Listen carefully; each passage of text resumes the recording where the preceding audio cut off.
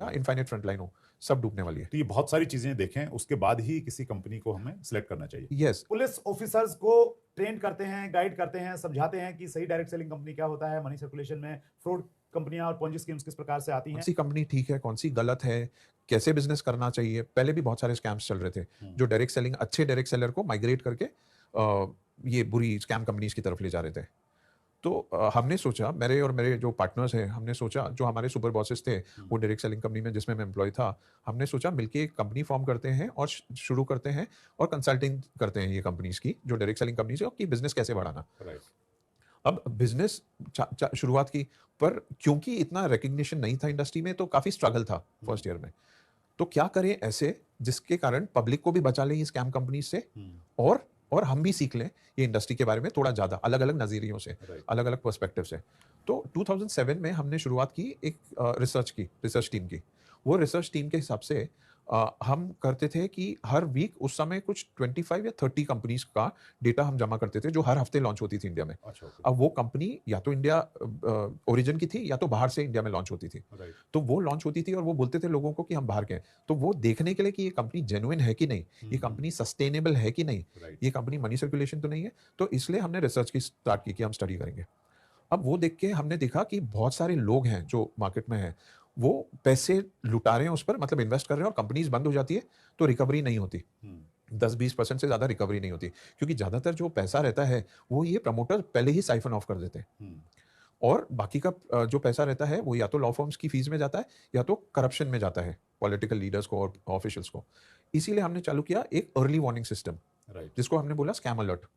तो जो भी कंपनी इंडिया में लॉन्च होती है उसके 1 महीने 1.5 महीने के अंदर ही वो हमारी रिसर्च शीट में आ जाती है, वीकली रिसर्च शीट में आ जाती है। उसके बाद हमारी जो रिसर्च टीम है वो उस पर डेटा जमा करती है, जो भी डेटा, कॉम्पनसेशन प्लान हुआ, प्रोडक्ट्स के बारे में हुआ, प्रोडक्ट की डिटेल्स हुई, पेमेंट मोड्स हुए, जो वेबसाइट पर डेटा डाल रखा है उनने वो जेन्युइन है कि नहीं, और फिर हम फाइनली वो बिजनेस मॉडल को एनालाइज करते हैं। और अगर वो अनसस्टेनेबल रहा या डिसेप्टिव रहा, इंफॉर्मेशन जो गलत है वेबसाइट पर, बोल रहे हैं यूएस की कंपनी पर इंडिया की कंपनी है, इंडिया में रजिस्टर हुआ है, यूएस में नहीं हुई, पे आउट्स दे रहे हैं ज्वाइनिंग्स पर, ज्वाइनिंग चार्ज कर रहे हैं, इन्वेस्टमेंट करवा रहे हैं, तो वो हम स्कैम अलर्ट पर डालते हैं, पूरा एनालिसिस के बाद कंपनी की वेबसाइट पर डाल देते हैं। यस।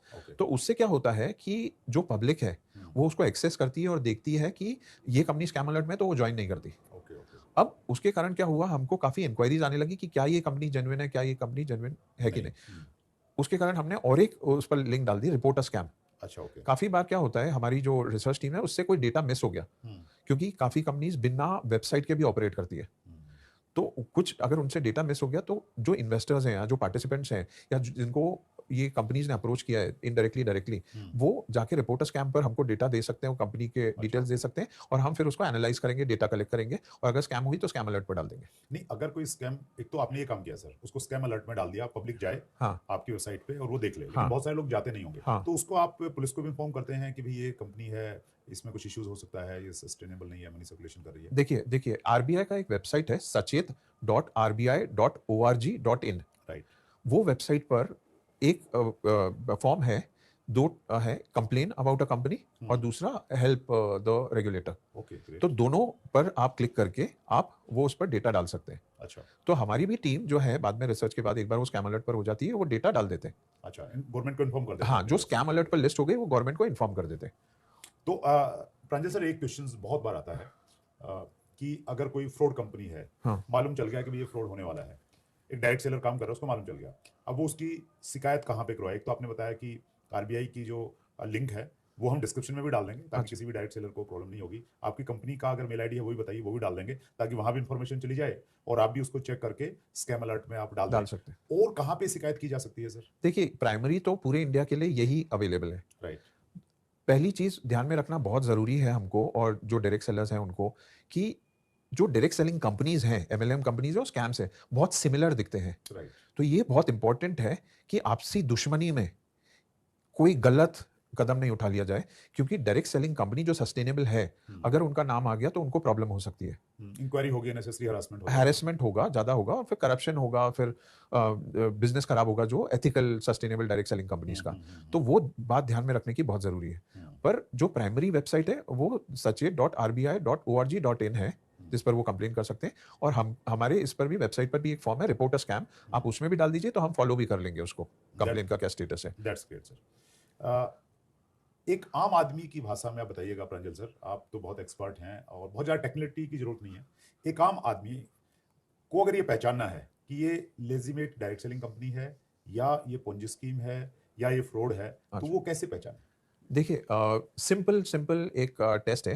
पहली चीज़ जो डायरेक्ट सेलिंग कंपनी है, वो जॉइनिंग फीस चार्ज नहीं करेगी, ओके, वो रिन्यूअल किसी फीस भी चार्ज रूप में नहीं करेगा। ज्वाइनिंग फीस नहीं लेगी। नहीं लेगी। ठीक है। जॉइन पैकेज का कुछ सिस्टम आजकल लगते हैं कि भी ये पैकेज से ज्वाइनिंग होगी, तो वो सही है, गलत है? नहीं, हाँ, वो गलत है। राइट। पैकेज से कुछ नहीं लेना देना है कोई भी इसका। दूसरी चीज़, आपको अगर जॉइनिंग और रिन्यूअल पर पे-आउट्स मिल रहे हैं, तो वो एक मनी सर्कुलेशन कंपनी का या पिरामिड कंपनी का रूप हो सकता है। इसको मैं थोड़ा और चाहूँगा, इस पे थोड़ा प्रकाश और डालें कि अगर कोई कंपनी ये कहती है कि कंपनी में जुड़ने के लिए आपको पर्टिकुलर ये प्रोडक्ट लेना पड़ेगा हाँ। और उस प्रोडक्ट के ऊपर में कमीशन दिया जाता है या इसको हम दूसरे रूप में देखें हम लोग, कितनी ज्वाइनिंग करने से ऐसा कुछ होगा, तो वो बिल्कुल सही नहीं है, इलीगल है वो। हाँ, वो इल्लीगल भी है डायरेक्ट सेलिंग रूल्स के हिसाब से। राइट। ठीक है? जो डायरेक्ट सेलिंग रूल्स है उसके हिसाब से इल्लीगल है। Prize chit money circulation banning act के हिसाब से इल्लीगल है। उस उनको बुक किया जा सकता है the banning of unregulated deposit act 2019 के अंडर भी। राइट। तो काफ़ी रूल्स हैं इसके अगेंस्ट। राइट। उसके बाद आप देखिए कि वो कंपनी, कोई भी डायरेक्ट सेलिंग कंपनी खुद की currency in any form launch नहीं करना चाहिए। जैसे क्रिप्टो करेंसी आजकल चल रहा है, नहीं, खुद की अच्छा, करेंसी मतलब जैसे ओके। ई-पिन्स होती है। आप पैसे दो, आपको ई-पिन्स मिलेगी और वो हाँ। ई-पिन्स के अगेंस्ट आपको पे-आउट मिल जाएगा। Right, right, right. या वाउचर्स। हाँ, वाउचर्स क्रिएट कर हाँ, देते मतलब एक सॉर्ट ऑफ करेंसी। हैं। राइट, क्रिप्टो राइट, करेंसी की बात बाद में करेंगे, हाँ। पर जैसे वाउचर्स, हम्म, वो अगर कोई जनरेट कर रहे हैं और उस पर पे-आउट्स कर रहे हैं, तो वो गलत है। Okay, right. उसके बाद आपको ये देखना है कि जो भी कंपनी है, वो प्रोडक्ट सेल्स या सर्विस सेल्स को छोड़ के अगर किसी चीज़ पर पे-आउट आपका डिपेंड होता है, तो वो गलत है। ओके। ठीक है? अगर कोई आपको बोलेगा कि आप प्रोडक्ट्स खरीदो, पर आपका जो अर्निंग है ऑन प्रोडक्ट परचेज़ या इन्वेस्टमेंट्स बाहर के फैक्टर्स पर डिपेंड होता है, तो वो गलत है। ओके। आप भले ही आप इन्वेस्ट करो या कंपनी क्लेम कर रही है वो इन्वेस्ट कर रही है, फॉरेक्स में इन्वेस्ट कर रही है या क्रिप्टो करेंसी में इन्वेस्ट कर रही है या जो भी बोले माइनिंग में इन्वेस्ट कर रही है, सर्वर स्पेस खरीद रही है और उससे आपका क्रिप्टो करेंसी निकल रहा है, इससे आपका रिटर्न्स मिल रहा है, वो बिल्कुल ना करें। Okay, okay, that's great. उसके बाद जो भी प्रोडक्ट आप परचेज़ करते हो, उस पर आपको जीएसटी इनवॉइस मिलनी चाहिए। ओके। वो ध्यान रखिए। और इम्पोर्टेंट चीज़ है, अगर कोई कंपनी आपको बोल रही है कि आप एक पर्टिकुलर बैंकिंग चैनल जो आरबीआई का गवर्न्ड और अप्रूव्ड है, उसको छोड़ के आप पैसा ट्रांसफर करो थ्रू क्रिप्टो एक्सचेंजेस या दूसरा, वो गलत है। Okay, okay, right. तो ये सब फ्लैग्स हैं जिससे आप डिटरमाइन कर सकते हो कि ये कंपनी स्कैम कंपनी है। ओके। देश की इकलौती यूनिवर्सिटी है जहाँ पे डायरेक्ट सेलिंग पढ़ाया जाता है और post graduation diploma in direct selling चलाती है। तो डॉक्टर कमलकांत वशिष्ठ ने लिखा है, hi all, mister Pranjal is the best person to answer any question on legal framework, Ponzi schemes, rules and regulations, etc. Take maximum advantage of this opportunity. Thank you doctor Kamalkant. Definitely उन्होंने बात में काफ़ी चीज़ें पूछी कि स्ट्रैटेजी इंडिया क्या-क्या करता है। तो यस, उन्हें समझ में आया कि हम ना कि डायरेक्ट सेलिंग कंपनीज़ को कंसल्ट करते हैं, पर क्योंकि हमारे पास वो भी नज़रिया है कि पॉन्जी स्कैम्स क्या करते हैं। हमारे पास वो भी समझ है कि पुलिस ऑफिशियल्स या गवर्नमेंट ऑफिशियल्स का डायरेक्ट सेलिंग में क्या समझ है या क्या नज़रिया है। इस कारण से उन्होंने ये कॉम्प्लीमेंट दिया होगा। Thank you. और कुछ लोगों ने प्रश्न भी पूछे, उनको भी मैं लेने का प्रयास करूंगा। एक बहुत बार प्रश्न आता है प्रांजल सर कि कौन सा प्लान बेटर है, बाइनरी अच्छा है, ओपन बिट अच्छा है, किसको ज्वाइन करना चाहिए? आप तो एक्सपर्ट हैं इस मामले में, क्या व्यूअर्स को बताना चाहेंगे? देखिए जो हमारी स्टडी हुई है 2007 से आज तक 12,000 से ज़्यादा एमएलएम कंपनीज पर, सिंगल लेवल कंपनी पर और डायरेक्ट कंपनीज पर जो डायरेक्ट सेलिंग के अंडर आती है और इवन पॉन्जी स्कैम्स पर। ओके। तो हमने देखा है सबसे ज़्यादा स्टेबल और सबसे ज़्यादा लॉन्जेटिविटी, मतलब सबसे ज़्यादा चलने वाली वो कंपनीज होती है जिनकी इनफाइनाइट फ्रंट लाइन होती है। अच्छा, इनफिनिट मतलब अनलिमिटेड। अनलिमिटेड फ्रंट वो ओपन कर सकते हैं, हाँ, जिसको हम ओपन विड्थ बोलते हैं। ओपन वेट बोलते हैं। अब हाँ, एक चीज़ है उस कॉम्पेंसेशन प्लान में कि थोड़ा कंफ्यूजिंग होता है एक्सप्लेन करने का। ओके। बाइनरी में एडवांटेज ये है कि ईज़ी रहता है समझने के लिए, पर एक्सप्लेन करने के लिए। पर बाइनरीज़ इसलिए बंद हो जाती है, 99% बाइनरीज़ इसलिए बंद हो जाती है क्योंकि जो प्रमोटर्स रहते हैं, उनका फाइनेंशियल मैनेजमेंट ठीक से नहीं होता।